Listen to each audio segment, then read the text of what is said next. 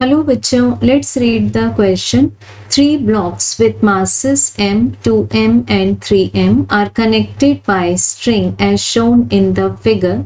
After an upward force F is applied on block m, the masses move upward at constant speed v. What is the net force on the block of mass 2m? Small g is the acceleration due to gravity. सो बच्चों यहाँ given है हमें एक system जिसमें कि the upper one mass has m mass, then middle one has 2m and the bottom one has 3m.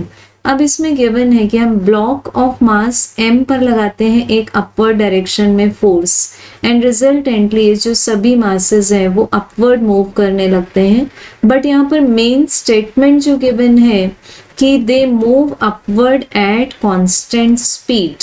Constant speed का meaning हो गया कि एक्सेलरेशन जीरो होगा इस केस में. सो हमें पूछा हुआ है कि what is the net force on the block of mass 2m. इस पर बताना है हमें फोर्स क्या होगा. सो बिकॉज एक्सेलरेशन सभी का जीरो है तो force is equal to mass multiplied by acceleration से फोर्स का आंसर भी आ जाएगा zero. So correct answer is option 1. Thank you.